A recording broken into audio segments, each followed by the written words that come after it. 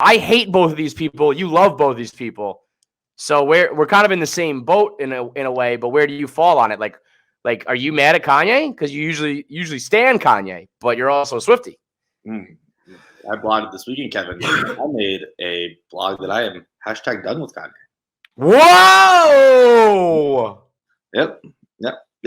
Welcome. Come on over. Done. You can't. I mean, you can't stand for this. I just can't stand for this. You really can't, though. I mean, this is as fucking grimy as it gets, and he knew it. I've been in that boat so many times. When you know what you're about to say is gonna like blow shit up, so you just dance around it. Yeah. It took him 20 minutes to.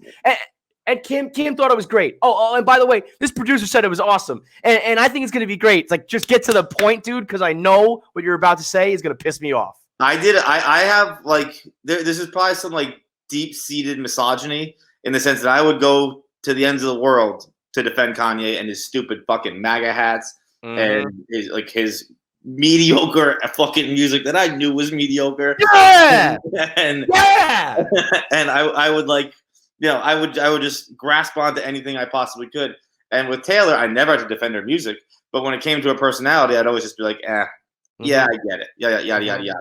I did a complete 180 in both situations here, in the sense that I will stand Taylor's fucking personality now, because I didn't watch the full video. It's 25 minutes and not even length. It's just also clearly a young celebrity who is being pressured into doing something she doesn't want to do by like an older guy. Especially in like this time, that's fucking hard to listen to. Which is like, what is it? And like, I mean, it was tough. Like, it was really tough to listen to. But she had two things I thought where I was like, oh, you are like a cool person. She said, I think once after a little bit of back and forth, she said, not get angry, right? She just said, you know what? At this point, it's whatever. It's your story, and you gotta just tell. You gotta tell your story, however it was you experienced it. And I was thinking that's a cool thing to say. Just like that's what you like. Yeah, man, you gotta tell the way you. Yeah. I don't like it, but you know, whatever. And it was just like, no, that's your story. You know, however your story played out in your head is your story, because every story plays out differently in everyone's head. You know? That's also the words of a woman who knows that she has a billion fan army, who's like, I'm gonna tell my story, and a lot of people are gonna believe me too. So do whatever you got to do, dude. And then she also said "fuck," and I am down with that. Oh, I didn't. What did she say there? I didn't hear that part. She said the feminists are gonna come after you, but you know you don't give a fuck about them. I like that. I was like, all right, Taylor, this is her. She has a marketing image, but I'd always thought that. You know, I don't really put much stock in anyone's marketing image. Oh, Jesus Christ, I almost said marketing. You gotta be smarter than that, John. In anyone's marketing image. But I thought that she got famous at such a young age that her marketing image was her real image. That she didn't really have like a regular personality. And between those two statements, I was like, all right, like you are kind of cool and artsy. The way you was just like, you know what, you gotta tell your story the way you experienced it. Just like a fucking, I think, an awesome thing to say. Yeah. And then when she's like, look, feminists are gonna come after you, but you don't give a fuck about them. I was like, all right, Taylor, I will fucking stand a queen right now. Yeah, listen, I can't stand Taylor Swift, and that I don't know if it won me over, but I was firmly on her side. I don't really remember where I was like when this all came out. I probably was bashing Taylor, and I'm not a Kanye guy, but I'm a big Kardashian guy, so I was probably on their side. But I mean, that was just like. That was a young, uncomfortable girl being like, I mean, exceptionally uncomfortable. Exceptionally. Yeah. Like, I guess so, but I'd really prefer not. And he was just like, yeah. So, that's not mean. I thought you were gonna call me like a stupid bitch. And that honestly, the worst part about Kanye is like that's probably like that gave him the idea. He's like, oh, I'll call her a fucking bitch. Right. Like that. Like, why didn't I think of that? You fucking manipulative, capitalistic dickhead. I mean, that was as damning as I can't believe. So, do you think that this is?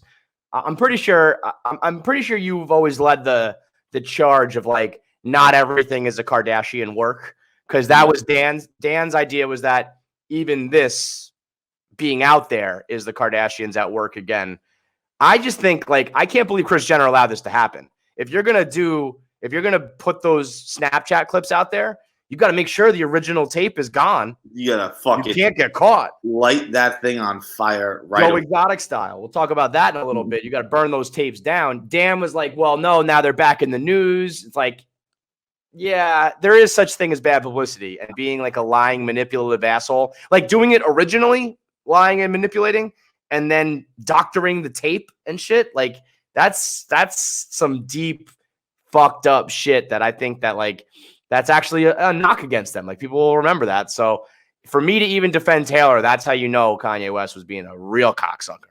Yeah, I will never buy Yeezy again, and that's not just because I haven't bought it in 2 years because it's too mainstream and kind of jumped the shark. I mean, the latest shit coming out is super whack.